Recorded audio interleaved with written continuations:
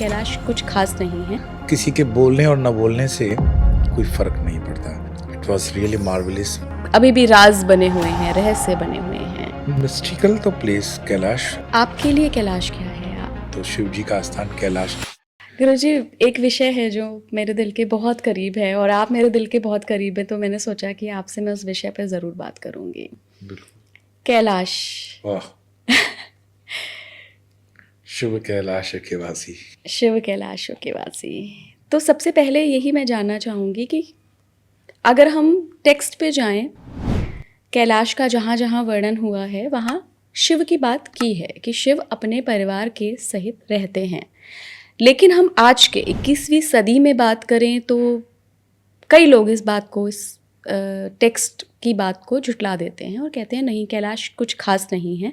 Scientific reasons हैं कि वहाँ पर विमान नहीं जा पाते, वहाँ पे कोई चढ़ नहीं पाता, वहाँ पे अभी भी राज बने हुए हैं, रहस्य बने हुए हैं। तो इस पूरे पॉडकास्ट में हम इन दोनों एस्पेक्ट्स को लेकर चलेंगे। आपके लिए कैलाश क्या है? आप मिस्टिकल तो प्लेस कैलाश ठीक है। मैं जो मेरी आध्यात्मिक कैलाश के साथ अटैचमेंट है, तो हमारे इष्ट जैसे शिव शक्ति हम उपासक हैं, तो शिव जी का स्थान कैलाश। किसी के बोलने और न बोलने से कोई फर्क नहीं पड़ता। And neither I am answerable and accountable for my belief, Kailash का जो मेरा स्वयं का भी अनुभव रहा, इट वॉज रियली मार्वलिस। मैं कहूँगा कि जीवन में एक बार थोड़ा सा महंगी यात्रा होती है, क्योंकि वो चाइना के अंतर्गत एरिया आती है। आज भी वो मुझे लगता है 4-1 लाख रुपए का खर्चा होता है। कंफर्टेबल जर्नी नेपाल से भी होती है, भारत से भी होती है, पर जीवन में एक बार कैलाश यात्रा साधक को करनी चाहिए। और इसके कई कारण भी मैं बताऊंगा। जैसे मैं अपनी जर्नी के लिए मैं बताऊं, मुझे जो वहाँ अनुभव हो रहे थे, तो मुझे लगा कि हाइट सी लेवल से हम ऊपर गए, तो इसकी वजह से शायद हेल्यूसिनेशंस की वजह से ये मुझे फील हो रहा है। So when I came back and हमारे रामकृष्ण मठ मिशन से जुड़े हुए डॉक्टर वसंत भाई देसाई बहुत हिमालयन रेंजेस में चढ़ाई करने वाले थे। उनसे मैंने कहा कि शायद मुझे लगता है कि वहाँ पर पहुँचने के बाद मुझे कुछ जो एक्सपीरियंस हो रहे थे वो हेल्यूसिनेशन थे। तो उन्होंने पूछा क्या हुआ, क्या फील किया। मैंने उनको बताया कि ये आकृतियाँ, महल या इस तरह के हनुमान, गणेश इत्यादि इत्यादि मूर्तिमंत बहुत सी चीज़ें। तो उन्होंने कहा मैं इसका जवाब तुम्हें नहीं दूंगा। भारत सेवाश्रम संघ जो बंगाल की संस्था है, जिसके संस्थापक स्वामी प्रणवानंद जी रहे, उनकी एक पुस्तक है कैलाश मानसरोवर के ऊपर। आजकल आपको वो अमेज़न पे भी मिल जाती है। तो डॉक्टर वसंत भाई ने मुझे कहा था कि वो बुक पढ़ लो, और वो मैं आपके दर्शकों को भी कहूँगा कि उस पुस्तक को, कैलाश मानसरोवर, जो बाबा स्वामी प्रणवानंद जी ने लिखी है, तो बहुत ही अद्भुत पुस्तक है वो। उस बुक को पढ़ने के बाद, अगर वो बुक पहले मैं पढ़ लेता तो मुझे लगता कि मैं बुक पढ़कर अपने आप को विचार दे रहा हूँ।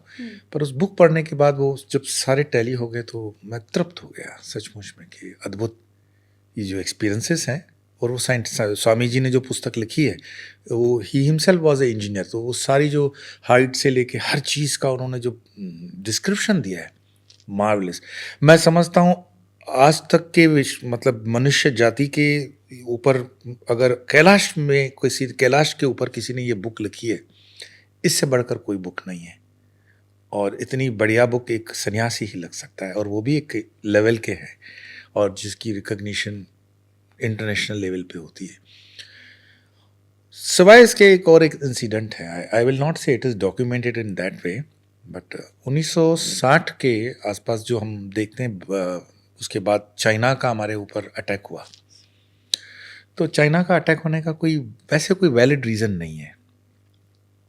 मैं ये जो बात बता रहा हूँ, ये खग की भाषा खग जाने जो संतों में है, वो ही मैं बता रहा हूँ। ड्यूरिंग माई तिब्बत जर्नी, तो वो बता रहे थे कि जैसे आपने नाम सुना होगा श्रृंगेला, शंबाला, है ना? यस। ये कैलाश से जुड़ा हुआ एरिया है, महाअवतार बाबा जी का। और उसमें करीब 300-350 साल के भी साधक आपको मिलते हैं। और एक ऐसी दुनिया बताई जाती है जो सैटेलाइट में कैच नहीं होती है। और उसको पाने के लिए चाइना हमेशा ललायत रहा। हम भारतीयों का क्या है, हम लोग बहुत सी अच्छी चीज़ों को भी बड़े कैजुअल तरीके से ले लेते हैं। वो इंडियंस हम उसको सीरियस नहीं लेते हैं। अगर आप दलाई लामा के भी उस यात्रा को रिकलेक्ट करोगे तो उस समय दलाई लामा के शब्द हैं, ये मेरे शब्द नहीं हैं, कि जब वो चाइना से निकलकर मतलब तिब्बत से निकलकर भारत आ रहे थे तो वो कैसे पहुंच गए, जब उनके पीछे पूरी आर्मी लगी हुई थी, उसको उनको पकड़ा जा सकता था। तो वो कहते हैं कि जैसे मेरे ऊपर कोई बादल मुझे ढक करके ले जा रहे थे हिंदुस्तान में। So he was protected in that way. और इस चीज़ को बहुत अच्छे तरीके से ओशो रजनीश ने भी एक्नॉलेज किया। मैं इन चीज़ों को इसलिए बोल रहा हूँ कि ये चीज़ें कितने कॉर्नर से स्पिरिचुअली कनेक्टेड हैं, कि ये सारी बकवास नहीं है। ये एक ऐसी जगह है, मैग्नेटिक फील्ड है। और कैलाश को अगर आप थोड़ा सा न्यूट्रल होकर के देखो तो कैलाश में आपको जो माउंट दिखेगा उसके चारों तरफ आपको जो जलदारी दिखती है, जिसको हम इनर कोरा कहते हैं, वो इनर कोरा करने का भी मुझे सौभाग्य मिला। तो ऐसा ही लगेगा जैसे विश्व भर का, इस पूरे पृथ्वी का शिवलिंगम स्थापित है और वो जलधारी उतनी ऊंचाई पर भगवान ने बनाई है। अच्छा, उनसे ऊंची ऊंची चोटियां भी हैं आसपास, पर कैलाश पर ही क्यों स्नो होता है और उसका जो हर एक पल का जो दर्शन होता है, ये बोलना शब्द उसके लिए पर्याप्त नहीं है। सनसेट के टाइम पर उसका लुक अलग हो जाता है, सनराइज के टाइम पे गोल्डन, देन डे के टाइम पे अलग।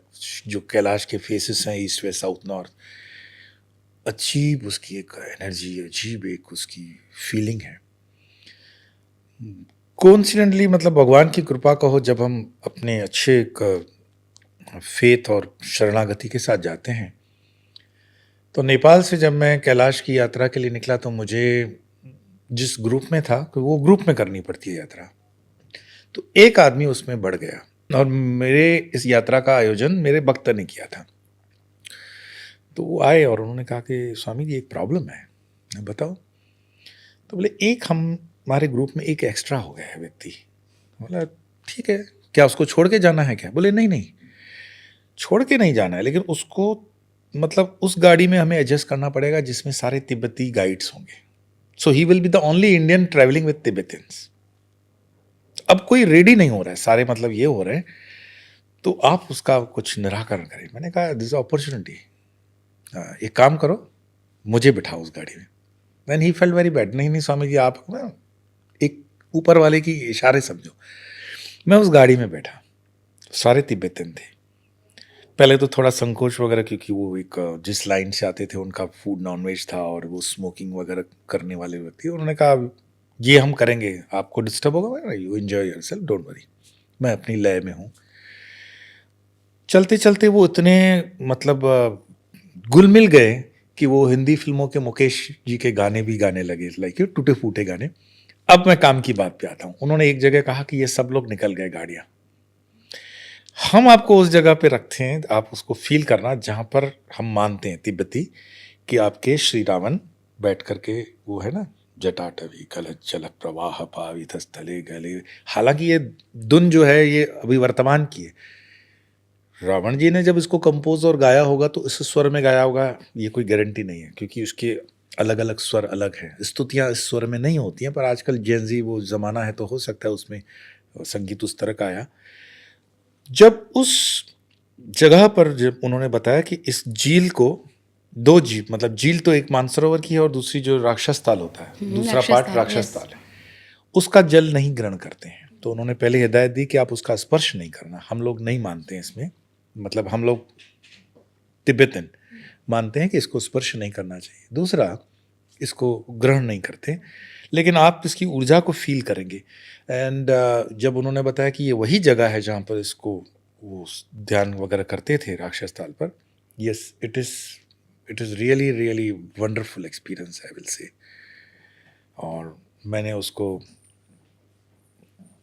जब फील किया, क्योंकि मेरे पास मंत्र पुष्पम पुस्तक थी और अपने आप में वो जटाटवी गल, उसको क्लासिकल वे से भी है, जटाटवी गल जल प्रवाह पावित स्थले, इसको अगर क्लासिकल गाए और आपके सामने साक्षात कैलाश है, तो ये पूरा का पूरा मतलब स्तोत्र जो है अद्भुत उसकी फीलिंग है।